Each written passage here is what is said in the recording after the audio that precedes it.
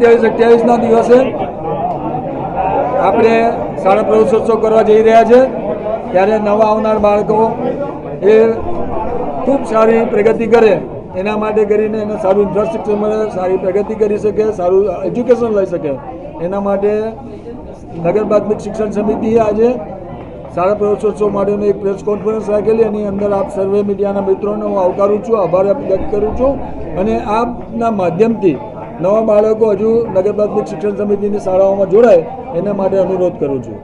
આજના દિવસે નગર પ્રાથમિક શિક્ષણ સમિતિના અમારા તમામ સભ્યશ્રીઓ, અમારા એઓશ્રી, મારા ઉપાધ્યક્ષશ્રી, અમે સાથે મળીને નગર પ્રાથમિક શિક્ષણ સમિતિ નવી ઊંચાઈએ જાય એના માટેના અમારા નવા ઊંચા ટાર્ગેટો ફિક્સ કરીએ છીએ અને આવનાર દિવસોમાં ખૂબ સારી મોટી સંખ્યામાં બાળકો અભ્યાસ મેળવી શકે એના માટેના પ્રયત્નોમાં અમે લાગેલા છે. આભાર. 50,000નો ટાર્ગેટ હતો, હાલ કેટલા વિદ્યાર્થીઓ?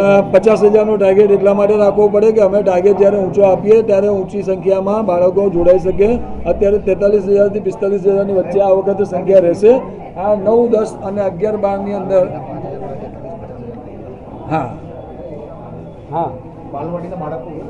તો બાલવાડીના બાળકો એડ કરતાં 50,000ની સંખ્યામાં અમે પહોંચી રહ્યા છે અને બાલવાડી અને 9, 10ની સંખ્યા એડ કરીએ તો અમે 50,000ની સંખ્યા પર પહોંચી રહીએ છીએ.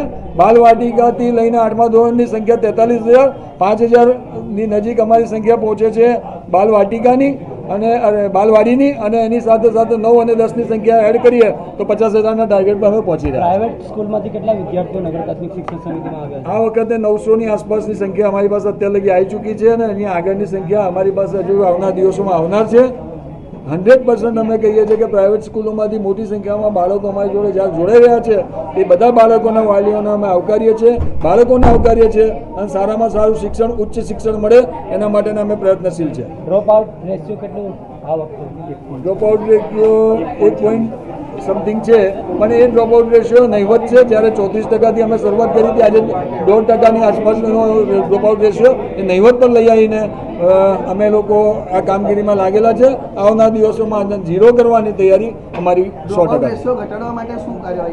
અમે ડ્રોપ આઉટ રેશિયો ઘટાડવા માટે 9 અને 10 ધોરણની જે શરૂઆત કરી હતી એ 9 અને 10 ધોરણની શરૂઆતની 10 સ્કૂલો જે અમે ઊભી કરી એની અંદર મેક્સિમમ અમારો ડ્રોપ આઉટ રેશિયો સમય ગયો અને આવનાર દિવસોમાં એનાથી સારી બનતી પ્રયત્ન કરીશું. અંગ્રેજી માધ્યમની પણ શાળાને આ વખતે સરકારમાંથી જે અમારા ડીઓના માધ્યમથી અમને મળી છે એ અંગ્રેજી માધ્યમની શાળા 9થી 12 ધોરણની છાણીમાં શરૂઆત થઈ રહી છે, એની બી શરૂઆત થઈ ગઈ છે અને એ આવનાર દિવસોમાં અંગ્રેજી માધ્યમનો બી જે ડ્રોપ આઉટ રેશિયો છે એ બી ઘટાડતો જાય એના માટેની અમે ચિંતા કરીએ. અંગ્રેજી માધ્યમમાં વધુમાં વધુ પ્રવેશ થાય એના માટે વડોદરાના વાલીઓને શું સંદેશો આપવા માંગો છો? અંગ્રેજી માધ્યમના કરતાં બી હું એવું કહું છું કે સ્થાનિક ભાષામાં આપણો પહેલો પ્રયત્ન હોવો જોઈએ. સ્થાનિક ભાષા એ આપણી માતૃભાષા છે. માતૃભાષાની પહેલી અમે ચિંતા કરતા અમે સૌથી વધારે શાળા માતૃભાષામાં રાખેલ છે.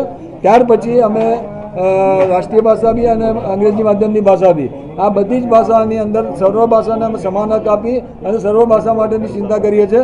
પણ સાથે સાથે અમે એટલું 100% કહીએ છીએ કે આવનાર દિવસોમાં ડ્રોપઆઉટ રેશિયો ઓછો કરવા માટે અમારે જે બી ભાષાની જે બી સ્કૂલો વધારવી પડશે એના માટેના અમે પ્રયત્નશીલ છે.